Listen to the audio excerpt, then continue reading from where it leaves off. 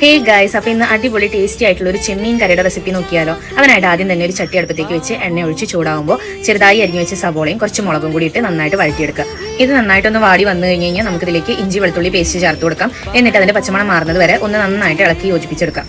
ഇനി നമുക്ക് ഇതിലേക്ക് ചെറുതായി അരിഞ്ഞു വെച്ചിട്ടുള്ള തക്കാളി കൂടി ചേർത്ത് നന്നായിട്ടൊന്ന് വഴറ്റിയെടുക്കാം. തക്കാളി ഒന്ന് കുഴഞ്ഞു വന്നു കഴിഞ്ഞാൽ ഇനി കറി മസാലകൾ ചേർത്ത് കൊടുക്കുകയാണ്. 1 സ്പൂൺ മുളക് പൊടി, 1/2 സ്പൂൺ മല്ലിപ്പൊടി, 1/2 സ്പൂൺ മഞ്ഞൾപ്പൊടി, ആവശ്യത്തിന് ഉപ്പും ചേർത്തിട്ട് നന്നായിട്ട് അതിന്റെ പച്ചമണം മാറുന്നത് വരെ നന്നായിട്ടൊന്ന് വഴറ്റിയെടുക്കണം. ഇതിലേക്ക് കുറച്ച് ഗരം മസാല കൂടി ചേർത്ത് കൊടുക്കുന്നുണ്ട് കേട്ടോ. മൺചട്ടി ആയതുകൊണ്ട് കരിഞ്ഞു പോവാതിരിക്കാൻ ചെറു തീയിൽ വെച്ചതിന് ശേഷം വേണം പൊടികൾ ചേർത്ത് കൊടുക്കാൻ. ഫ്ലെയിം ഓഫ് ചെയ്താലും കുഴപ്പമില്ല. എന്നിട്ട് പൊടികളുടെ പച്ചമണക്കം നന്നായിട്ട് മാറി വരുന്നത് വരെ വഴറ്റിയെടുക്കുക. എന്നിട്ട് അതിലേക്ക് ചെമ്മീൻ കൂടി ഇട്ട് നന്നായിട്ട് ആ മസാലയൊക്കെ അതിലേക്ക് ചേർത്ത് പിടിക്കുന്നത് വരെ ഇളക്കിയതിന് ശേഷം നാളികേരപ്പാൽ ഒഴിച്ചു കൊടുക്കുകയാണ്. ഇവിടെ 1 പാലും 2 പാലും ഒരുമിച്ചെടുത്താണ് ഒഴിച്ചു കൊടുത്തിട്ടുള്ളത്. സെപ്പറേറ്റ് ആയിട്ട് ഒഴിച്ചു കൊടുക്കണമെന്നുണ്ടെങ്കിൽ അങ്ങനെ ഒഴിച്ചു കൊടുക്കാം. കറി നന്നായിട്ട് തിളച്ച് വരുമ്പോൾ കുറച്ച് കറിവേപ്പിൻ്റെയും മല്ലിയിലയും കൂടി തൂവി കൊടുത്തു കഴിഞ്ഞ് കഴിഞ്ഞാൽ നമ്മുടെ ചെമ്മീൻ കറി ഇവിടെ റെഡിയായി. അപ്പോൾ എല്ലാവരും ട്രൈ ചെയ്ത് നോക്കി അഭിപ്രായങ്ങൾ അറിയിക്കണേ.